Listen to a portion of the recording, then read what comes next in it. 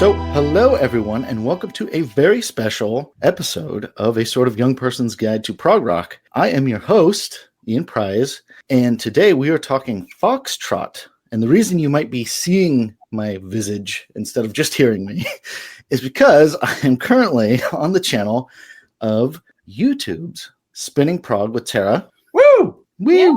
Joined, of course, with Cody from Brockway's Vinyl Bites. Yeah!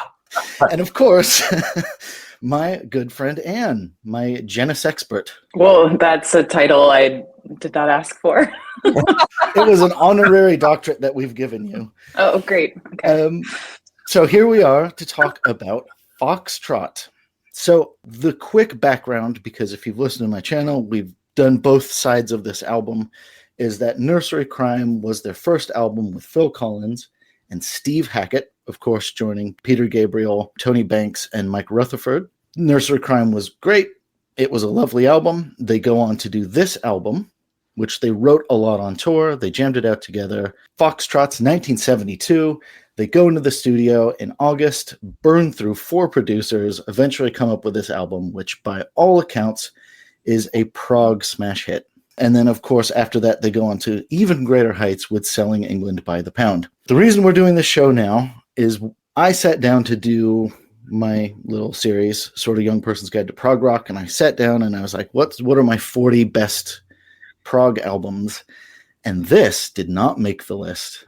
What? Despite being at the top of every single greatest hits of prog or whatever. So today, I am going on the psychologist's couch to figure out why that was not to be. But we'll get to my thoughts later. I'm going to open it up to you guys. Do you guys have any personal relationships to this album?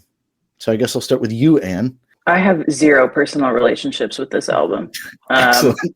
The bulk of my Genesis listening are their later albums, to be honest, although I have heard Nursery Crime and I enjoyed that. But no, I came into this pretty fresh, pretty tabula rasa. So tabula rasa. I'll be that faction on this call. Cody, what's your relationship to this album? Well, oh my God, I love the thing. I mean, it's my favorite Genesis album is probably Selling England by the Pound, but this is like the next natural step to get to that. And yes. Quite frankly, if my favorite wasn't Selling England by the Pound, it was probably this one. Yep. I love all eras of Genesis, typically right up to at least We Can't Dance. I'm a big Phil Collins fan. And Phil Collins, his drum performance on this is just absolutely brilliant. Like, it can't really get better than this in any genre. You know, that's why his impact was ever reaching. So there's metal guys who love him. There's jazz guys who love him. There's rock, whatever. Lots of people love him, and a lot of it dates right back to this album. Yeah, we'll get into his drumming explosion, but it is absolutely fantastic. Like, you're right. I think he is a crown jewel of this album. Tara, tell me about your relationship to this album. Well, I remember when I was a kid hearing Get 'Em Out by Friday for the first time, and those characters that Peter was doing was what pulled me in. To be honest, the Winkler, these Cockney accents being used, and just the Department of Genetic Control. My imagination just went wild with it. And as I got older then, I listened to the entire album, and it was the same thing. My imagination went wild. I was interpreting, like, what does that mean? Coming up with my own meanings for it, and it was just fun. But it's one of the most incredible instrumentally albums I've ever heard. Now, Peter's vocals are incredible, but they can be a bit kind of, what are you talking about, Peter? Yeah, 100%. I mean, it's great. Like, prog, it's all about kind of making you think, and escapism. And this is just perfect for that. Yeah. Ideal. So, yeah, that's my relationship with it, is I absolutely adore it. So, picking up on both of the things you said there, those were probably also both of the things I pick up on this album. Is the very first is the soundscape is incredible. So everyone on all instruments pulls out the stops, and I think this is one of their most interesting / maybe beautiful sounding albums. This is, as you say, the natural stepping point right before Selling England by the Pound. And for me, this is when they achieve that Genesis sound. Yeah. And all 5 of them achieve it at once. Like, this is such a beautiful album, vocally, drum-wise, keys, everything. Comma, the lyrics, I will absolutely give you that they're fun and kind of psychedelic. But I thought this was a lot of cooks in the kitchen situation, because this is one where they all contribute lyrics. Yeah. And it won't really be till Lamb Lies Down on Broadway, their final Peter Gabriel album, where Peter Gabriel's like, okay, you guys, just let me do this. I'm going to do all the lyrics. And it gives it a fun, almost Saucerful of Secrets era Pink Floyd. Oh. You know, like, we're just going to start throwing stuff at the wall thing, which I always respect. But I felt like I was cycling through a lot of concepts really quick on this album. Yeah. But I will say the one thing I like about this album is the structure is excellent. So we'll get to it at the end, but we've got 4.5 songs that build, of course, to Supper's Ready, their epic 23-minute symphonic explosion, whatever you want to call it. I feel like you get every bit of Genesis that we hope to get. You get your kind of Tony piano piece. You get your Steve classical guitar piece. You get your Steve and Phil kind of like jazz fusion rock out. Yeah. I feel like all of the classic sounds of Genesis, we do get a taste of on this album. So again, as a tapas platter, there is no album better. Yeah. And yet it's not one of your favorites. And and we'll get to that by the very end. Like Bob Seger of old. We'll see if I turned that page. Of course, that song had already popped into my head when you said turn. I was. So anyways, anyone has any other general thoughts about this era of Genesis? I guess I'm thinking, Ann, did you have a thought about Peter Gabriel's voice at this stage? Yes, I had thoughts. I mean, on the whole, I really enjoyed it. And it's just, I find this era so refreshing in its, I guess, vulnerability for what today would be considered vocal errors, you know, things that people would potentially, vocalists would, you know, do another take because of little things, or they would tweak it post-production that doesn't quite convey the same emotion, right? I feel like, Yep. you know, since this era, especially as you know, get into the 80s and the really polished pieces that we got there, I feel like this was one of the last times where we, you know, really get to hear Peter Gabriel like coming into his own early in his vocals. Yeah. So I found it, refreshing is the word that I would use. I love when it almost feels like you're listening to them live and they're not necessarily doing 20 takes to get, you know, the perfect take. It's like, no, you're singing it in the moment and you're feeling what you're singing, and that comes across in the way that that it sounds. Yeah, absolutely. And I was going to say, I think that's actually kind of true for all of them. The, shall we say, youthful enthusiasms bubble over in this album, something fierce. And I did love that. And I really felt like we kind of talked about this with Brain Cell Surgery, about someone cycling through the keyboard settings and being like, oh, that one's cool. Oh, that one's cool. Oh, that one's cool. And I felt like that a lot for both Phil Collins figuring out how to do, 17/4 drums. We've got Steve Hackett figuring out his guitar rig. And then we've got Peter Gabriel figuring out, like, how many words can I fit into one line? And how many voices can I do them in? And I felt like everyone was working out really cool sounds. And I very much appreciated that. I think Genesis, certainly of this era, is one of the most interesting / beautiful sounding of the prog bands. I think they just have such an amazing soundscape. The production on it is really, really good. Like, it's a wild step up from even 6 months previous. Oh, yes. Yeah. Honestly, I forgot which producer they finally settled on, because it sounded like they burned through 4, but it is much clearer. And then I think also the producer not only captures the soundscape, I think they probably also have a hand in orchestrating, saying, pull back on the guitar, add some in here, let Peter breathe. And so I felt like you could hear every instrument a lot more in this album, which is, again, very wonderful. Yeah, the sonic palette is very open for all of them, isn't it? Yep, it was a nice wide runway, which was wonderful for all of us. Well, I didn't know that this was was their fourth producer that finally stuck around till the end. Yeah. Do you have any other context around that, Ian? Because that is intriguing. It sounded like they just started with one producer and they're like, he doesn't get our sound. And they started with another guy and he doesn't get our sound. And then they settled for a second on Dave Hitchcock, who had just done In the Land of Grand Pink, a Caravan album, which is, we'll talk about the relationship between those two. And I don't know if he was the final one because there was one final engineer who I think finally tied it all together. But I think you can hear that this isn't someone's vision. And this is true for the band as well. This isn't Peter Gabriel's vision. This isn't Phil Collins or Mike Rutherford. This isn't their vision. This is 6+ cooks in the broth, all throwing ingredients in.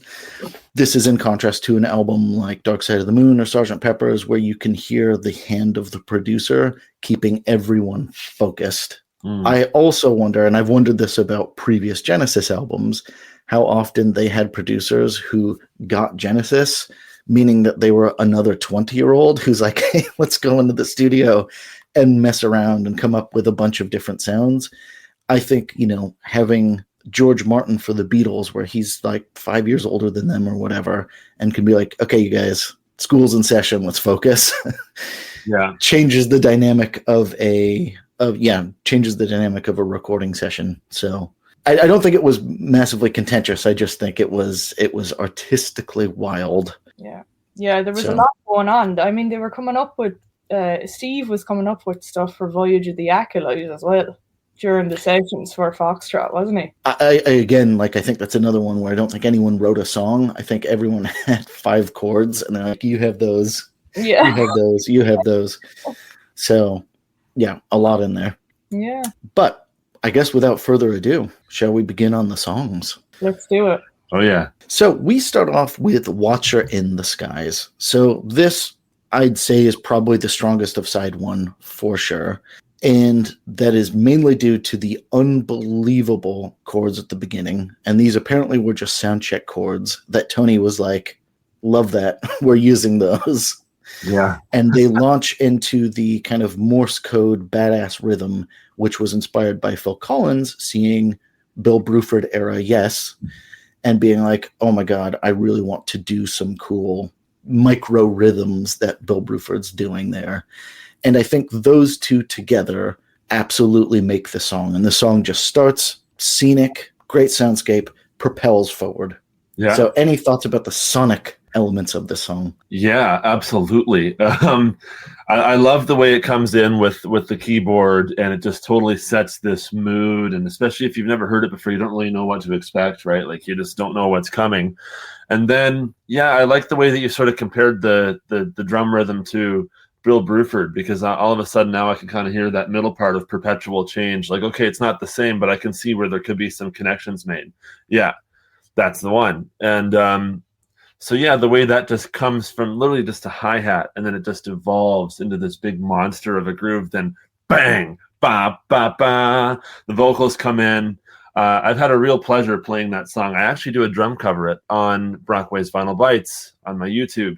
And that's a really, really fun one to play, especially if you can master it with other musicians. Yeah. And I was going to say part of that other thing is that the beat does continue on with the other musicians, which is one of my favorite tricks of all time.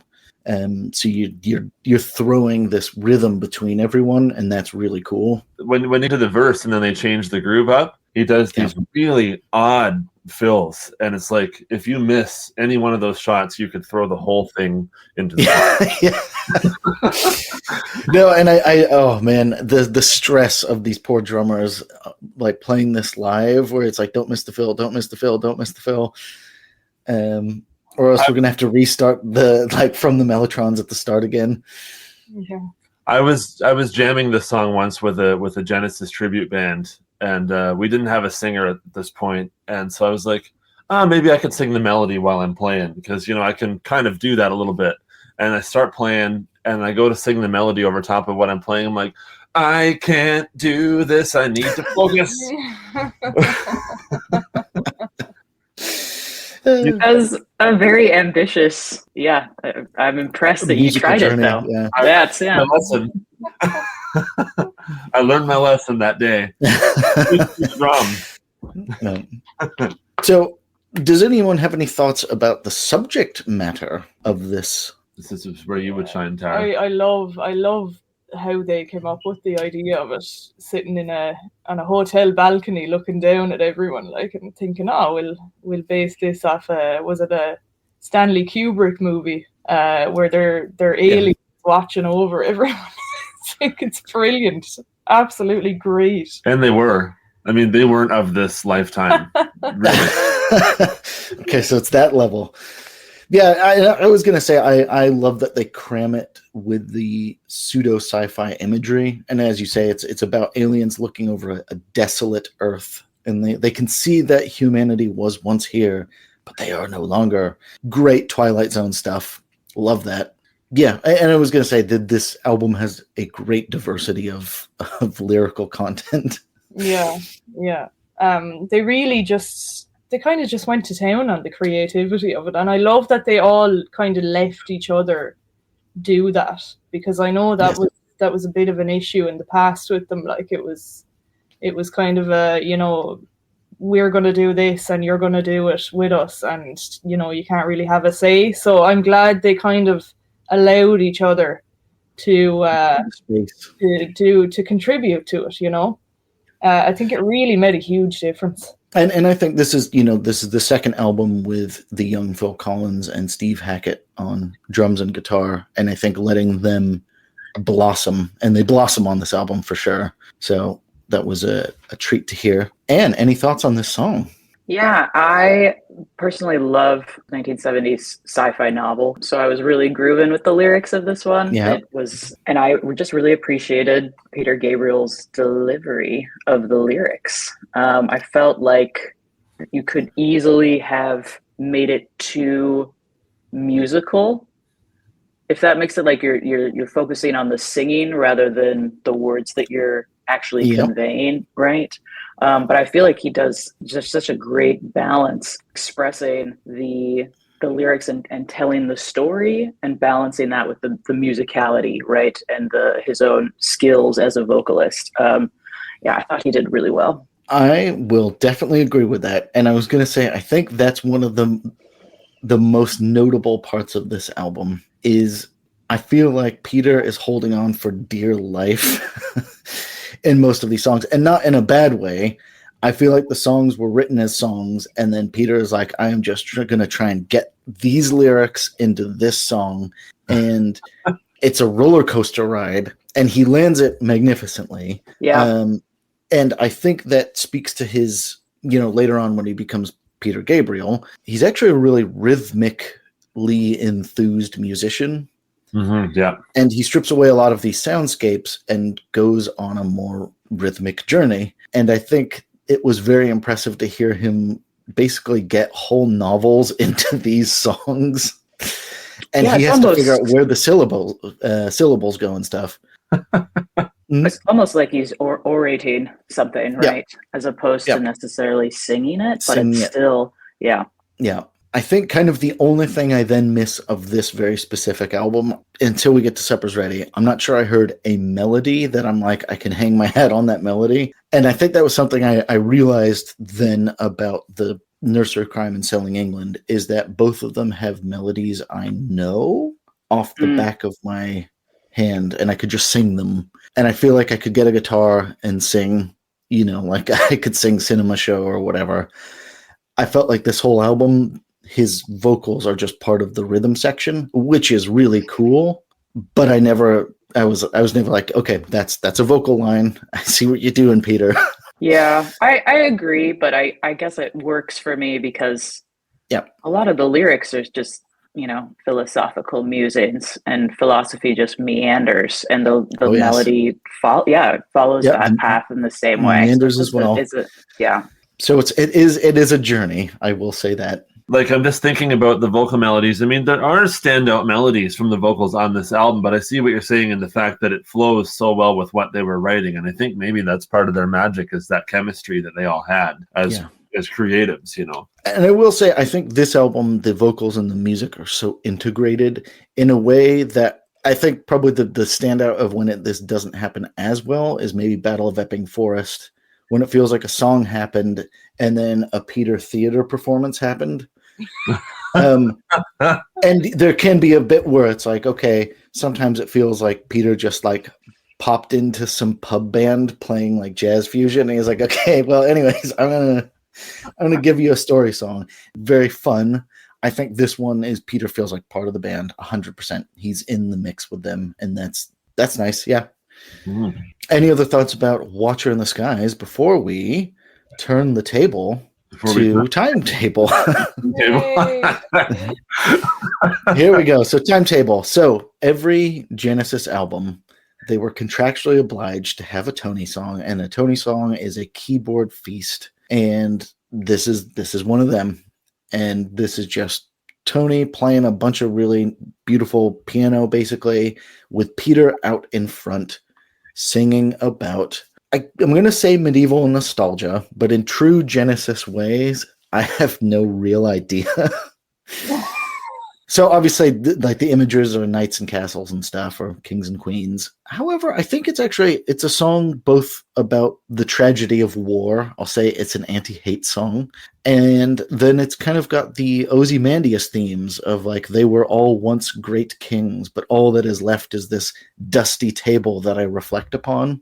So they slipped in some philosophy there. But the imagery is very similar to me to Caravan's Winter Wine, of kind of like a fun medieval idyll, whatever it's called. Yeah, you're right too. It does hark back to that old English royalty kind of imagery in there. And I think it's just a really nice song to have after Watcher of the Skies, because you need a bit of a come down after that one.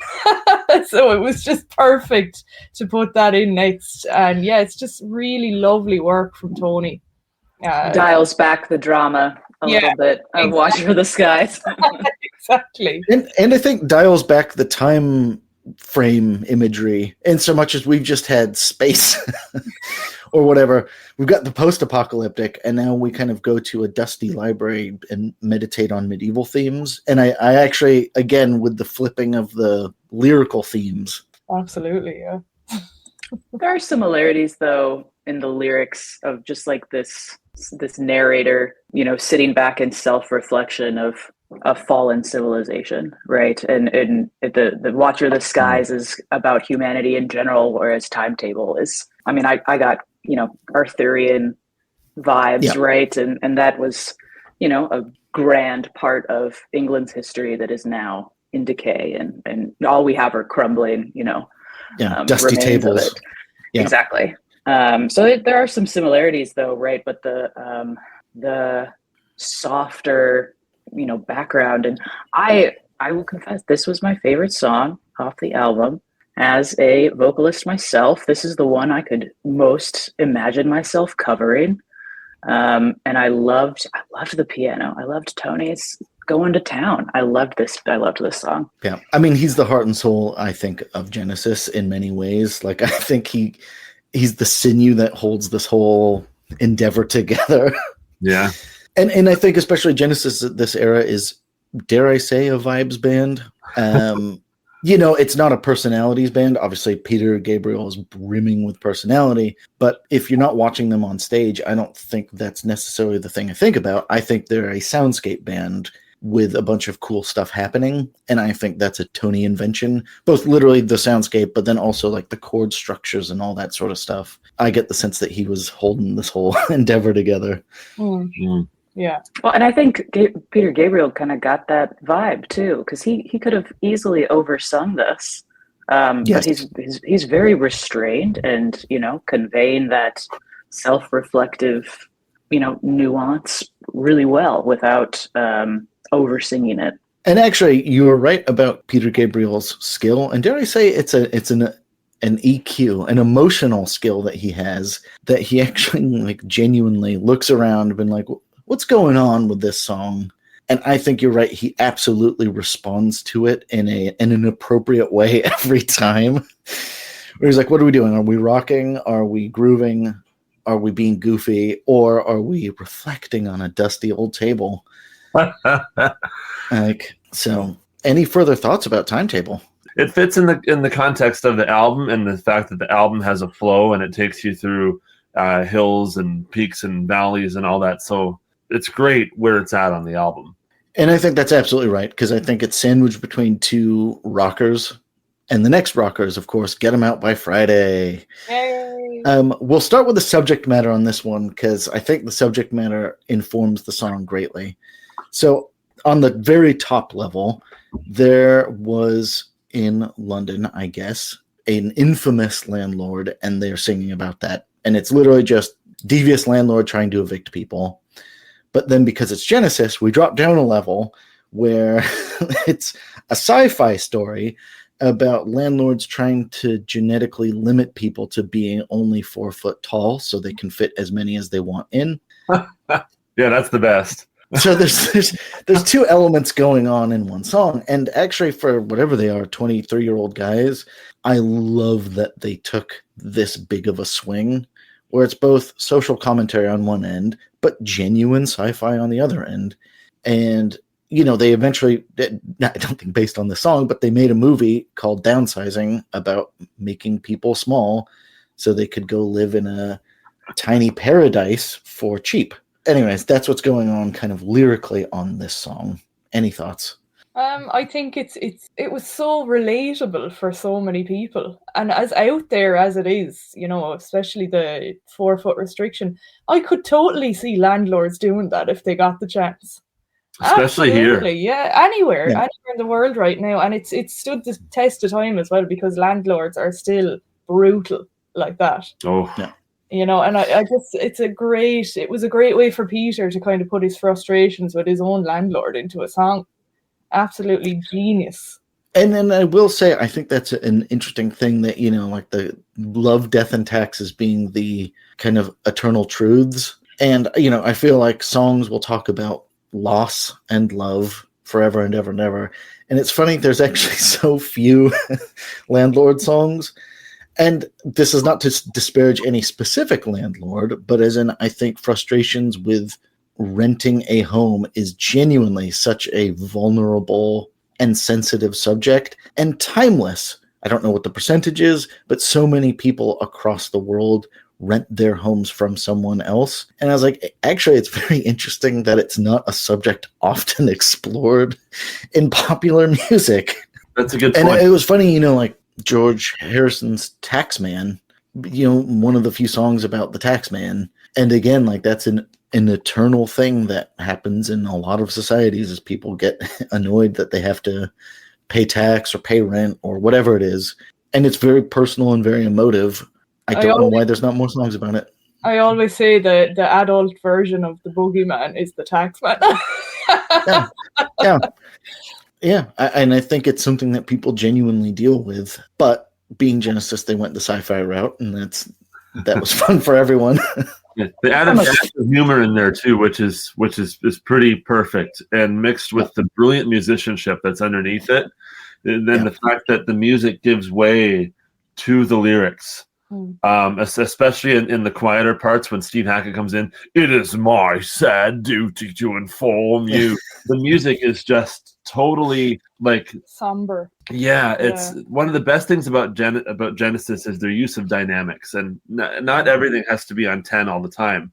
They dialed it back to like a 2 there to let the vocals give way for the story, and then the vocals move out, and the band brings it back up to 8 or 9. You know, it's really fantastic in the way that all of this stuff was crafted and worked out. That's why we're still talking about it 53 years later. Yeah, I think the from the storytelling perspective, they achieved such a great balance of, you know, commentary on a very relevant, emotional, right, and real world problem, you know, coupled with the sci-fi element. And that's always, I think, the best sci-fi and fantasy, right, is where you combine, you know, a real social issue or cultural issue with something fantastical. And then to your point about the comedic value of this, the absurdity of shrinking people, it just, I thought the blend from the storytelling came together really, really well.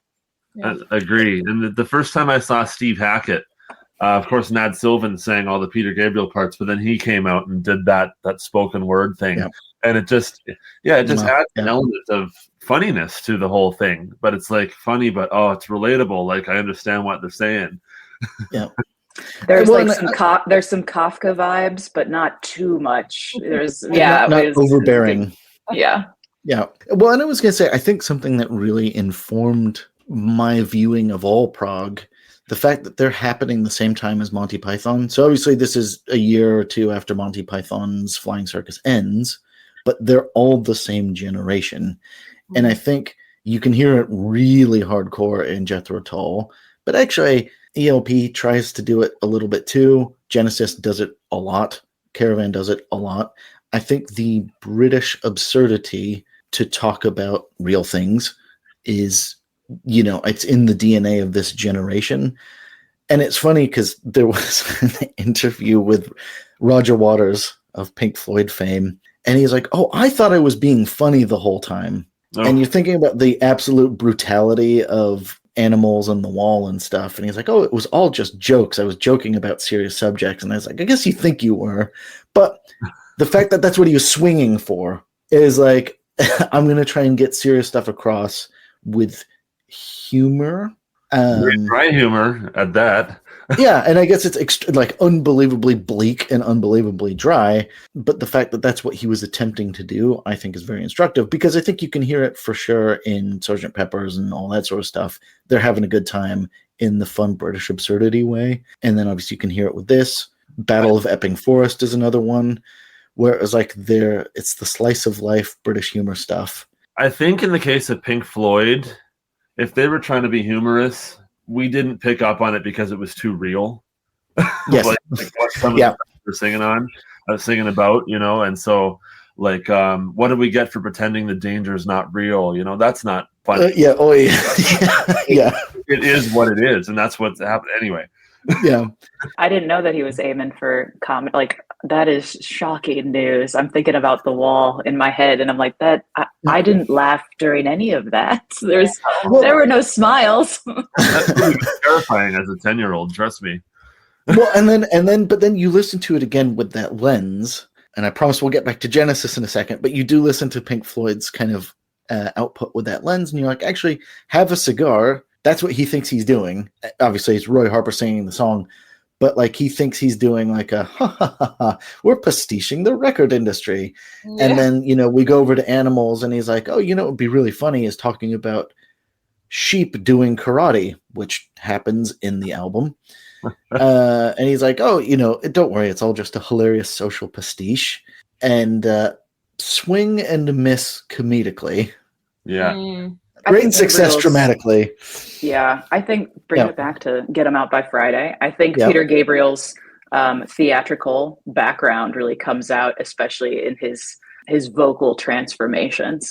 I think that really helps drive home the comedic absurdity of the story that they're telling, because he kind of gets to showcase the different characters really well. I feel like it would have been encouraged as well, because Ian, what you were saying there about Monty Python's Flying Circus, that soundtrack was actually released on the Charisma label as well.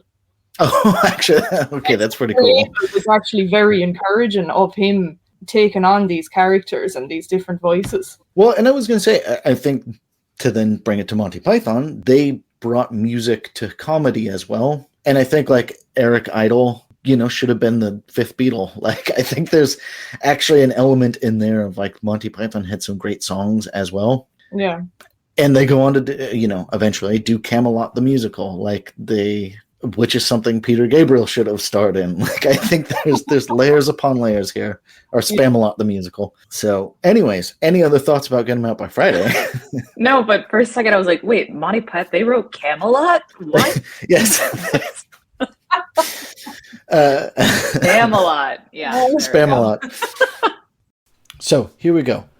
We roll on to Can Utility.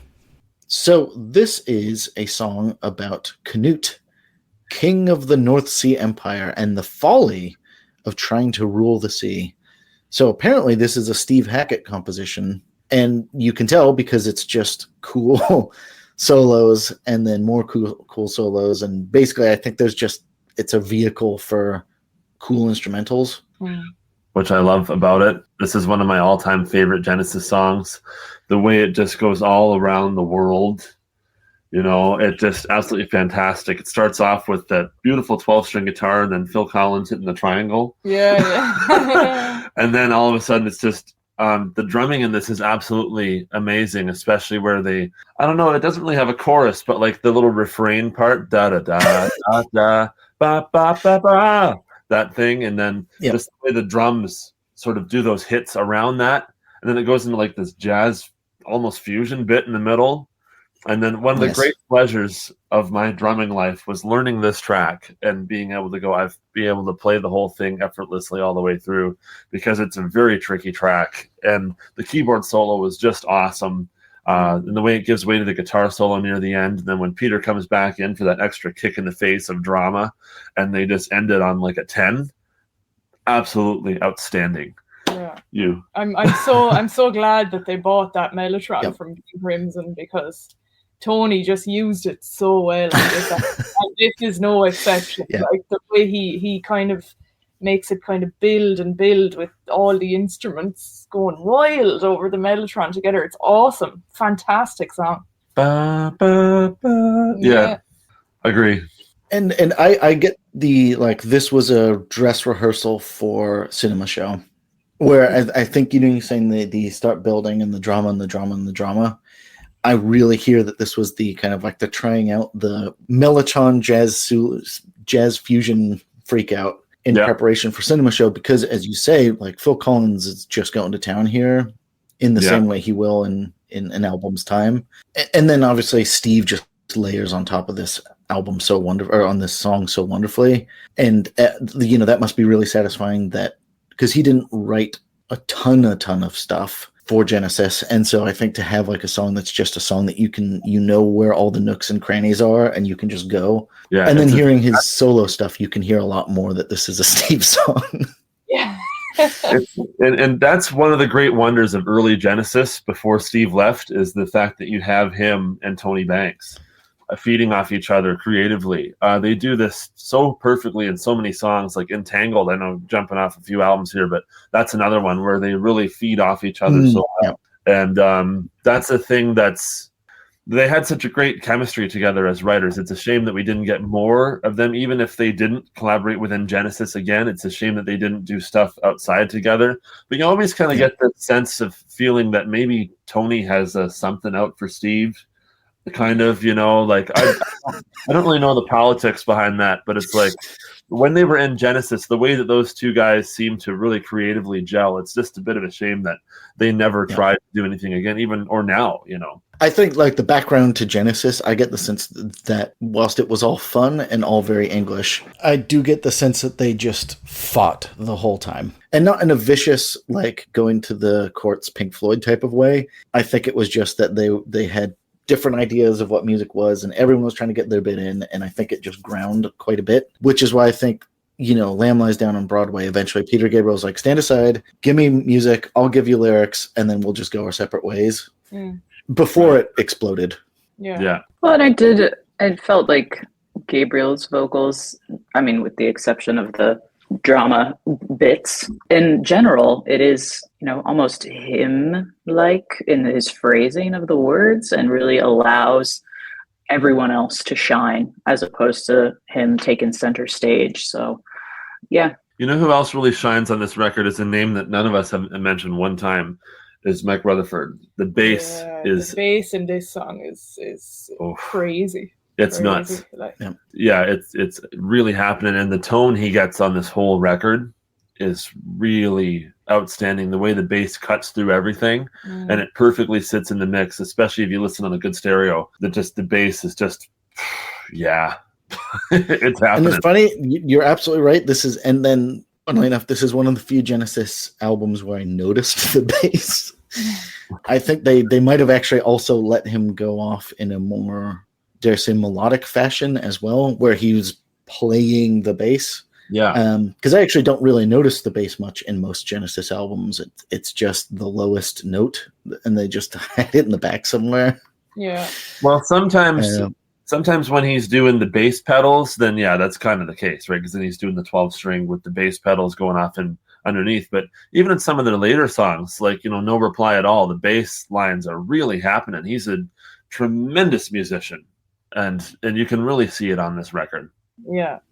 So, speaking of tremendous musicians, we flip over the album, and we'll breeze past this one, I think, is Horizons, and it's just an easy breezy minute and a half, Steve Hackett playing classical guitar, and it is wonderful. Yeah. But I don't have much to say about it. Like, it's just Steve Hackett nails it. It's a beautiful little classical guitar piece. Yeah, I'm just glad this made it onto the album. I love. I think he is too. These little snapshots of the musicians being able to really showcase, and I think it's the perfect length, and it's just a nice little calm before the storm, and just beautiful, beautiful piece.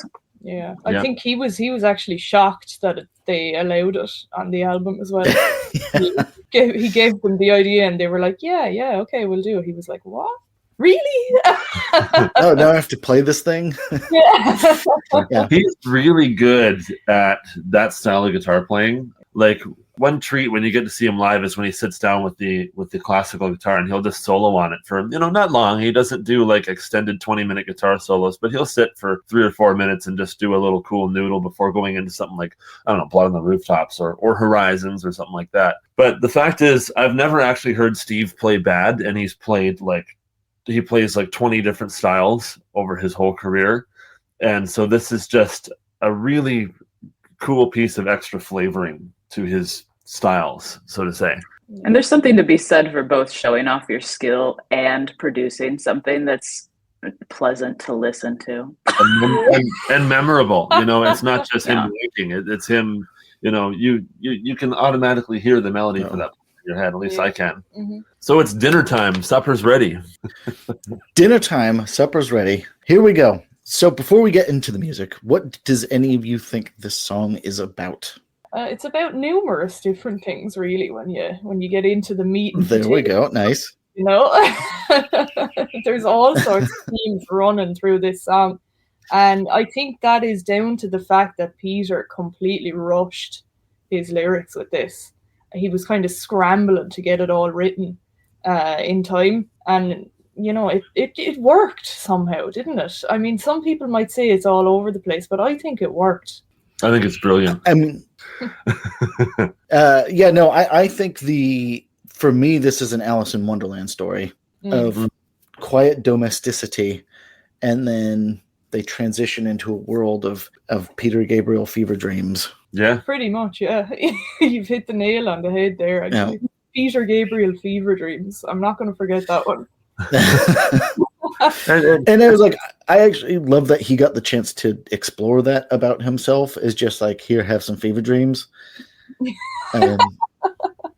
This might be the greatest piece of music that they ever composed. I mean, the fact that they had the idea to be so dynamic in the sense that they started off really soft with the 12-string guitars, and they build up and they go to all of these different scenes throughout the whole. It's like a little film for the ears. I'm glad you used the word scenes, because I got like rock opera vibes from this. Yeah. Absolutely. It is like little scenes. Like, they land at different destinations every couple of minutes, but then at the very end they bring it back to the beginning, and and it's, hey babe, just the whole thing, just the way it's composed is brilliant.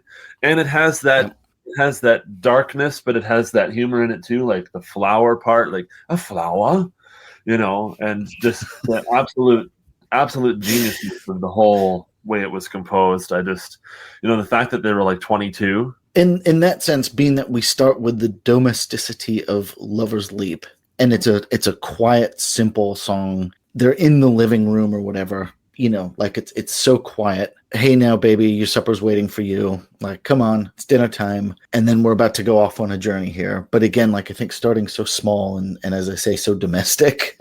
Yeah. Kind of sets your anchor. That's your anchor that you cling to for the rest of the tune. And I think actually you're right. Maybe that's the point, is that I think if you had been like, I think if you'd started this Watcher in the Sky style, where you're starting at an 11, I'd be tired in the first 3 minutes. I actually think the fact that you allowed the space to build and build and build, so you can start small, yeah, you're right. Like, I think you feel anchored. You feel ready to go on the journey. And go on the journey you do with the guaranteed eternal sanctuary man. Yeah. So this is the farmer and the fireman. And apparently he's actually singing about a farmer and a fireman being a guaranteed eternal sanctuary man, whatever that has to mean, who looks after the fire using some sort of magical potion or powder. This, to me, was one of the most powerful musical moments on this album. And actually, this whole song has so many of those types of moments. I think this is the most tuneful they will ever be on this album. In so much as I feel like you could clip out the 3 minutes and I'd be like, that's a great song, that's a great song, that's a great song, that's a great song. You know, a song you could just play on acoustic guitar with a guy singing. Yeah. And these are the melodies I remember most. Yeah. I love that they went out and got some school children to come in and record. I think they gave them like a shilling each or something. Absolutely brilliant. And again, like, I think adding the extra layer of sonic quality is really good. Yeah. Well, it lends itself to Gabriel acting as he's giving a sermon. That was the kind of the vibes that I got, as being the mystical guide for the children. So I thought that was a nice interplay. Yeah. Yeah, very good. And yeah, just the way the whole piece flows, you know, just. So we flow on to Ichnaton and Itzikon and their band of merry men. This is the wearing feelings on our faces part of the song. And this is just talking about religious war. And again, like, we're popping over now to another scene where we're in ancient Egypt in this case. The backstory of Akhenaten, as he is now called, is that he was a religious reformer in ancient Egypt. It's a whole story, which I'll tell someday at the end of this podcast. But the point is, it was a actually pretty big era of religious and political upheaval for ancient Egypt, and that's what they're talking about with this, is the using it as a frame to talk about religious war. And this is also musically where the kind of the song starts to gallop a little bit, which again is very good. You know, as you say, the peaks and troughs and the peaks and troughs. Yeah. Which really starts to pick up energy. Yeah. It brings back this idea of the guys on the horses and the galloping sort of feel. It literally ties in with the actual back cover of the album, this part of the song. Yeah, and I guess actually, if you want to talk about that, tell me about the album art. Who did the album art and what was going on there? It was Paul Whitehead who did Nursery Crime, and did he do Trespass as well? I think he did. Yes. And he captured, he was just trying to go for that old English kind of thing. Like, the reason for the fox head with the lady in the dress is it's meant to be like a well-off English woman. And, you know, they were known back then for fox hunting. And, of course, you have all the men on the back, on the horses. I mean, this was a clear sign of wealth in England, was men wearing red on horseback. You have the alien, of course, harken back to Watcher of the Skies, sitting on one of the horses, and I'm honestly not sure what the monkey is supposed to be honest with you. I know none of the lads in the band liked the cover, actually. When it was presented to them, none of them liked it. But I think it's great. I mean, you have the 6 saintly shrouded men here in the background. You have the people playing croquet to hark back to Nursery Crime. I think he did a fantastic job on it. That's very... I was going to say, given that Gabriel ended up wearing, didn't he wear the red dress and the fox head and the probe? Yeah. But yeah, none of them actually liked the album art when it was presented to them. I think that's crazy. But it's become something iconic now, like, so it definitely benefited them in the long run. Well, this artwork and the way that it connects to other albums and stuff would be totally influential to bands like Marillion and artists like Mark Wilkinson, who would connect, you know, especially what he did with the first 4 Marillion albums, where he connected all of them by the Jester, and that's what essentially is going on here too. Yeah. And Whitehead went on then to do Pawn Hearts by Van der Graaf Generator. There you go. So yeah, great for tying in the album themes into the art, I think, personally. And I was going to say, I think this is the yin and the yang of Genesis. So I do like the album cover. I think it's a good 1972 early prog psychedelic album cover. Yeah. And then I think the reason it's not one of the great album covers is I think, like, obviously Pink Floyd is the best at the branding album cover. So you slap you slap that triangle on anything and you can do a thing with it. And then later on, even though Wish You Were Here, they do the Burning Man, but they have a bunch of other kind of like icons. I think Genesis for this era always had paintings. Yeah. So it's really hard to do the like branding that turns an album cover into a famous t-shirt. Exactly. Right. It was their So I could is what ended up being the brand thing for them. They changed that so many times. So then it turned into the Charisma label, Mad Hatter. So they never really got a proper brand out that there. one visual brand. And I mean, that's I think the sacrifice you make for treating your album cover as art, right? You're really trying to reflect the contents of the album, and especially a band like Genesis that went through so many different, eras and different phases.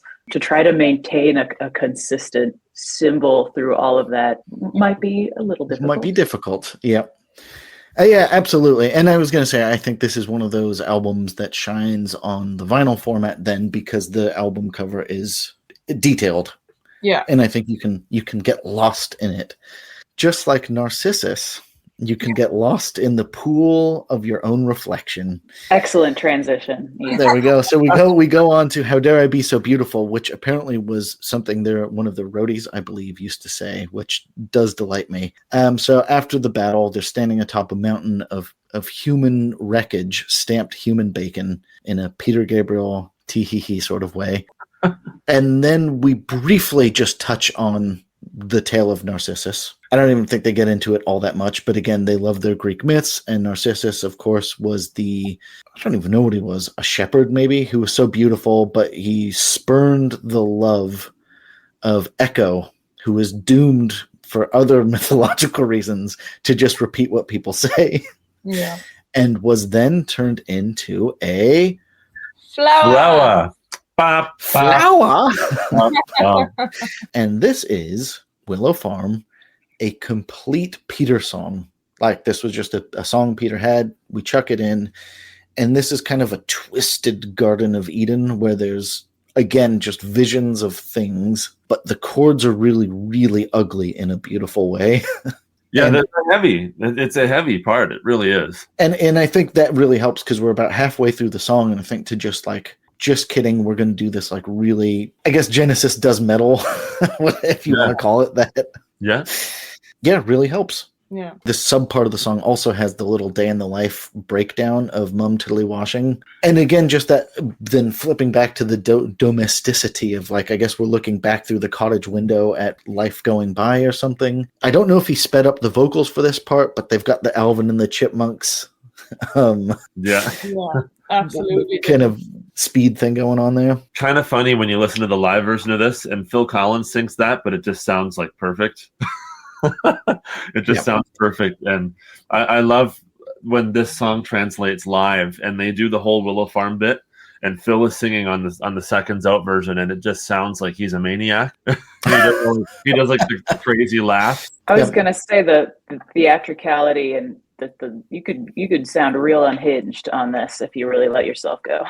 Yeah. Oh, and if you remember the Seconds Out version, he totally does. For like a small portion of this segment, he just sounds like it's like a manic burst.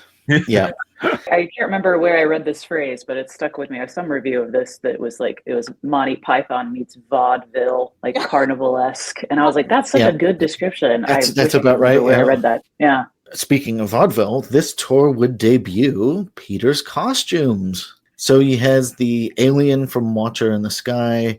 He'll obviously have Willow Farm with the flower, and he'll debut the Foxtrot woman in the dress. Later on, he'll debut Britannia. But he surprised the lads in the band with his getup and just walked out on stage one day dressed as the fox. And it's funny because this is the thing that makes Genesis, frankly, commercially viable, like to become a show to see. Mm-hmm. It will also, I think, lead the seeds of their ultimate, not destruction, but whatever, the ending of this part of their lives, because I think Peter Gabriel became the site and the rest became the pit orchestra. Right. Yeah. And I think ultimately that's the dynamic that, didn't end them as friends, but ended them as this part of the band. And I think Peter Gabriel became too strong of a flavor. I also just And that like was that. the ages, right? I got to tie it back to, how old they all were and the changes they're going through emotionally and mentally and as musicians. I mean, it lines up perfectly, right? As Gabriel's entering his mid 20s and kind of coming into his own. And I think this is why, he obviously he got the taste for theatricality, and he did, Lamb Lies Down on Broadway almost as like either a magnum opus or a final favor to the band, but he really wanted then to go do cinema. Like he wanted to go be a director of some sort. And I was like, I wonder if that seed got planted here where it's like, actually, I'm not meant to just be a rock singer. I'm meant to go do something else. Well, now he's a director of the ears in a sense. I mean, some of his stuff, especially music, it's like, everything he's ever been involved with is as a movie for, Sonic. It's a movie for the ear. Yeah. So we ride to the epic final crescendo of this. We've got Apocalypse in 9/8. Co-starring the delicious talents of Gable Radgett. Peter. But we end with basically a bunch of religious imagery. So we've got Gog and Magog and 666, the number of I think he says Lord actually, but I don't think there's any real story here. I think it's just kind of leftover religious imagery from their kind of Anglican schoolboy days. Like it sounds cool, but I don't think they're telling any real story. No, yeah, it's a bit of a mishmash, all right. I think he was just trying to match that kind of adrenaline that was going on in the song. So he just it was like word vomit nearly came out to try and match the vibe that were going on there. There's a sense of like desperation. Yeah. And I was going to say, I think, again, he's packing drama into the song, and it builds up to As Sure as Eggs, and we'll talk about the solos and stuff going on over all of this. But it was the same thing. He's just saying, can't you feel our souls ignite? King of Kings and New Jerusalem. And you can feel that he's left it all on the dance floor. Like he's given you all of his business. And I feel like it's such a good fitting arc for Peter to have been on as a vocalist through all of this album, that the final thing he gives you is just the absolute, like, I'm giving you the last measure of my vocal performance here. Yeah. Good place to climax vocally, I think. Yeah. And he had nothing left in the tank. but what about what the band is doing? And this is, I guess, the next thing I was going to talk about is it's very interesting. So there was a review that talked about how like Steve Hackett's opening up the heavens with his guitar during this part of the song. And I think if Peter Gabriel hadn't been on this, I would have noticed that more because the band's performance is top notch at the end. But my focus is on Peter Gabriel. Right. And I was like, actually, that's an interesting, like, I'd say that's maybe one of the only, I don't even want to call it a flaw, but the only whoopsie-do in the production is that because they all crescendo at once, I'm totally focused on Peter Gabriel because I was like, God damn, like this guy is really going to town here. Mm-hmm. Yeah. Listening a layer down, I can hear Steve Hackett just, and he's bringing it for sure. Yeah. When I saw him about, 8 years ago now, was the first time he played Supper's Ready when I was seeing him live. And we were in like the second row at a really small venue. And he was like just a few feet in front of me playing the solo. And he does an extended solo after the Jerusalem bit. That whole thing. He really, he draws it out live. And I've seen him a bunch of times. The last time was actually the Foxtrot at 50 tour. But just seeing him up close and personal playing that solo, and I'll never forget it, ever. Yeah. I mean, it's been 8 years and I'm still recalling it. And about that solo. Yeah. It's just awesome. So you covered this tune, you said earlier, right? I can play it, but I've never filmed it or anything like that. I would love to talk to you about the time signature of 9/8 and how.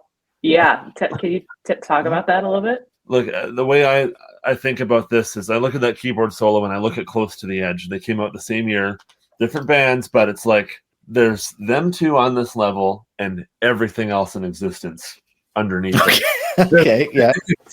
It's just insane. And the fact that they wrote this piece when Phil Collins wasn't even in the room. He was away. He was at something else. And he came back the next day and figured out what was going on. There's a keyboard solo in 4/4 and a rhythm section in 9/8. What the hell do I do? So he doesn't just play in one time signature. He actually is shifting between the two miraculously at the same time. And he did it in one take, one pass. And at the end of it, he said, well, I don't think I'm ever going to be able to play that again. It's the most... And I have learned that. It's been a long time since I played it. I do know how to play it. I've remembered the live versions and the changes and things like that. It's just such an odd thing. It's such an odd riff. And I think that Mike Rutherford would be responsible for the creation of this riff because he seems to be the guy that, like the Turn It On Again and stuff, he writes stuff in odd times, and Phil will say to him, that's in 13, right? Oh, I had no idea. It just sounded cool. Yeah. And so I think he's responsible for this piece. Obviously him and Steve playing together really solidifies the rock foundation of it, and then Tony coming with the keyboards over top of it in a totally other setting where every 4 or 5 bars then the one meets up properly as it should. It's still ahead of its time to this day. I mean, I know prog bands that don't even mess with this type of thing even now, and they're bands that have been around for 10-20 years who don't. This was just so ahead of its time to do something like that, and it still stands as one of the ultimate crowning achievements. This section in particular really blows my mind. Yeah. And Phil Collins weaving between the rhythm and the solo, I can't. I'm going to go on about this. Speechless. Well, yeah, I want to talk a little bit about, for listeners who may not be super, musical theory inclined, right? 9/8 means that there's 9 eighth notes per measure. So it almost has a waltz feel because you're doing 3 rounds of 3, 1, 2, 3, 1, 2, 3, 1, 2, 3. But instead of 6/8 time, which is 1, 2, 3, 4, 5, 6, 1, 2, 3, 4, 5, 6, it's still an even number of notes, right? Yeah. So the contrast of 9 beats, which is an odd number, with the 4/4 that's going on elsewhere, it gives this, you're getting the rolling triplets of the 1, 2, 3s, but then it's also just weirdly off balance coupled with the other time signatures that's going on. And it's very cool. It's chaotic, but it works. To suffer through that as you're playing, there's a way that you can cut it up. There's a way that suffer is a verb. Yeah, that's yeah. Exactly. And to think that those guys would have played this, they wouldn't have been counting that live. They would have just been, like the Tool way of doing it, where they're just so used to the time signatures that they just go for the feel. And that's really insane. But you can cut it up as 1, 2, 3, 4, 5, 1, 2, 3, 4, 1, 2, 3, 4, 5. And you can sing it along with the melody, and you can cut it up so it's not as confusing. I'm really glad you said that, because I was going to ask, how do you count that in your head? Because there's no way you're counting to 9 each bar. But so it's 5 and 4 is how you'd split that up as the drummer. Yeah. Okay.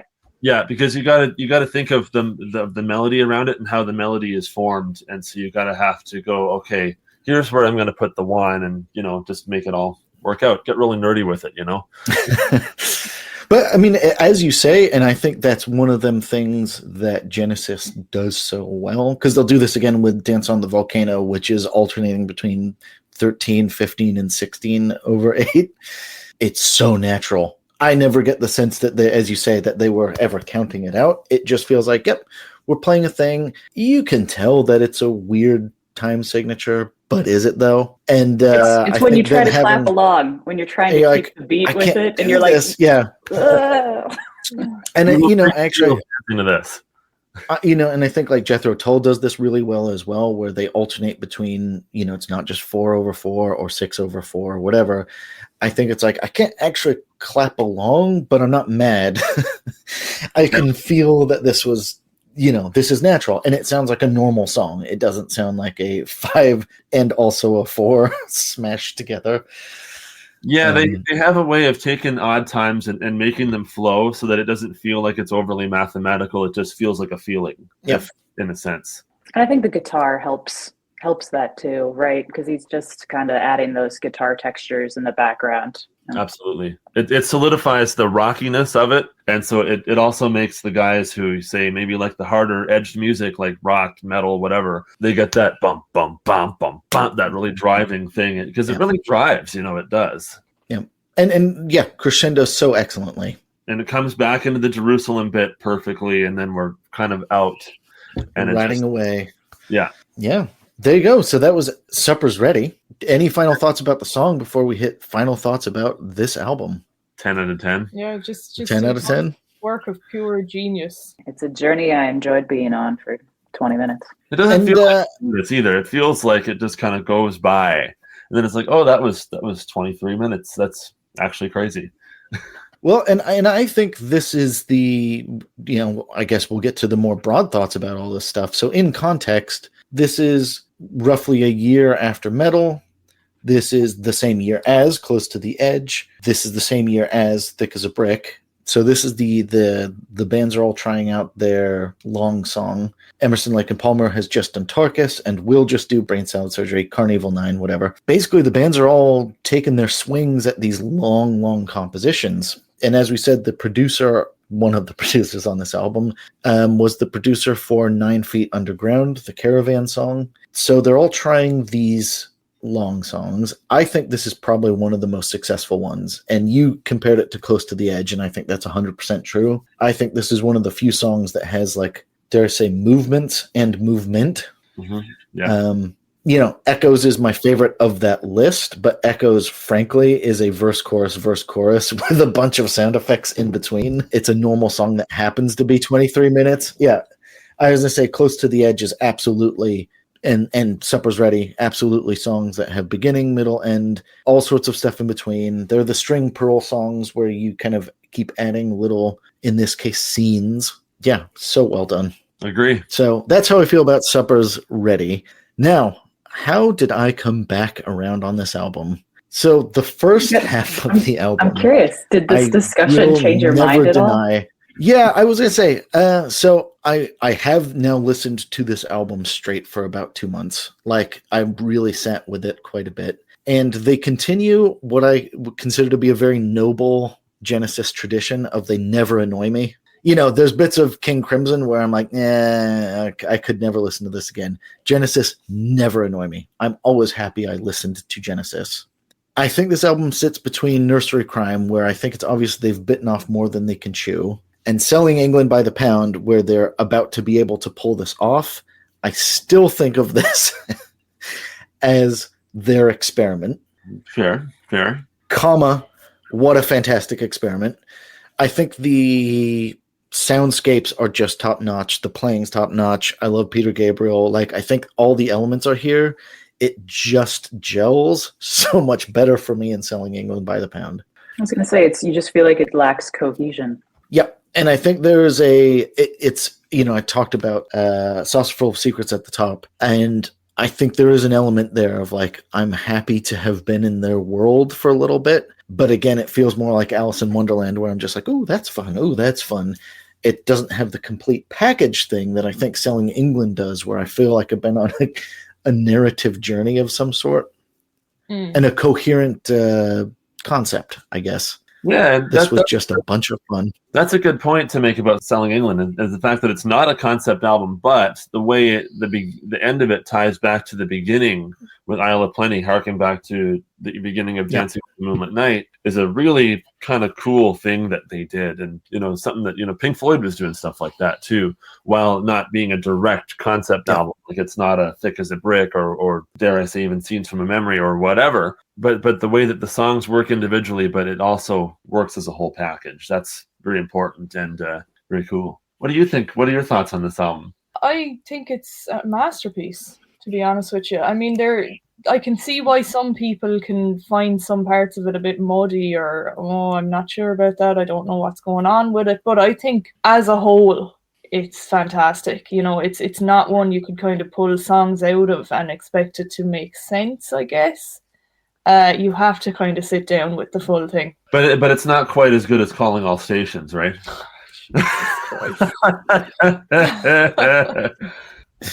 or from Genesis to Revelation, but that's kind of the top. No, and I was gonna say, to that point, I really like that you can hear them working it out, and that they're not waiting for like a settled, like we just got our sound now. I just really love that they were like, we're gonna try this out. And actually, I think what would have been really cool is to take the first half of the album and make it like a Supper's Ready Part 1, where you chop up all the little bits and really think about, how do you make a 20-minute piece out of this? Because I thought a lot about Metal when I was listening to this album. So Metal has the same basic structure where they have a masterpiece, like an untouchable masterpiece on the second side, and then they have experiments on the first half. And obviously they're two different bands with two different styles of what experiment means. So this was sci-fi and fantasy, Mellotron and Steve Hackett workout experiments. But I was like, actually, I'd have loved to hear them come back and thread the first half of the album a little bit more. Again, having sat with this album very deeply now, it does come thick and fast all the time. Where I felt like I was getting whiplash of like so much musical information. And I felt like what I imagine everyone else feels like listening to prog. Where it's like, okay, you guys got to calm down. Like I'm getting overwhelmed with all of the fun and the whimsy. I think the reason that this album works for me comes back to Peter Gabriel as his. I totally resonate with the idea of kind of combining the first side into one tune, because it does.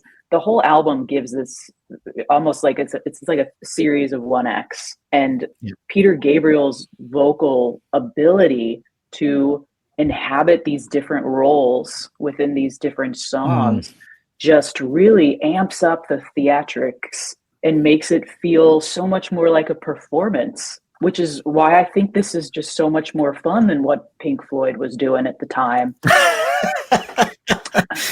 I mean, they were trying to, knowing that they thought it was more comedic commentary is shocking news to me. But I feel like it doesn't work as well because they simply they don't have Peter Gabriel's just cast of characters that he brings out. And I felt like he really helps tie this all together and convey the tone that I think they wanted to, which was more comedic and absurd and Monty Python-esque and less depressing, because they're still talking about, or singing about very serious topics, with real ramifications that we're all still experiencing. But the theatrics and the performance aspect just make it a much more fun pill to swallow.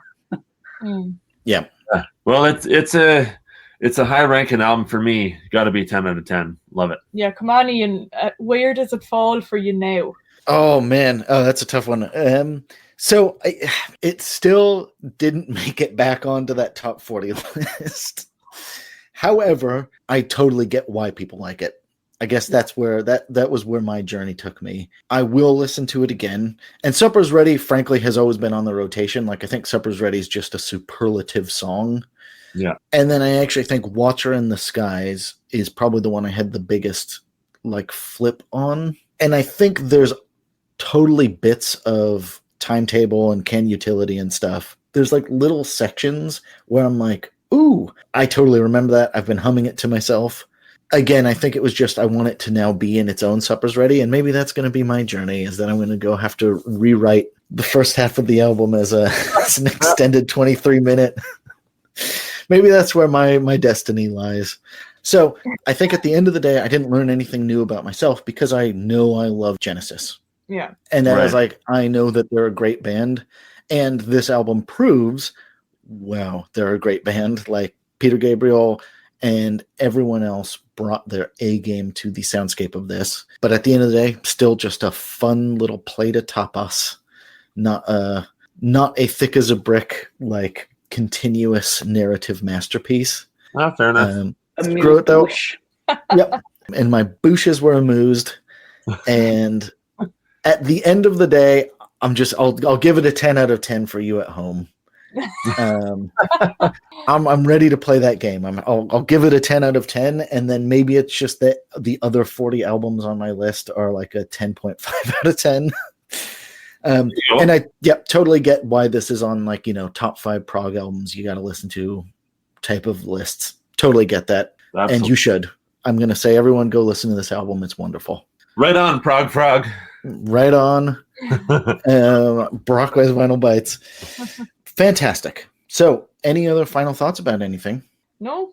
I think we've covered everything pretty much. Excellent. I was happy to meet you guys. Happy to meet you. You should be watching this on one of your YouTube channels, but where can we find you if you're listening to it? Well, you can find me, Tara, on YouTube under Spinnin' Prog. You can find me on YouTube under Brockway's Vinyl Bites, and you can find us both on Prog Radio every Thursday at 12 noon Eastern. We do a probably average 1 hour, 2 hour show as the Prog couple, because that's what we are, going to get married and everything. Very nice. Yeah, so progradio.com every Thursday at noon.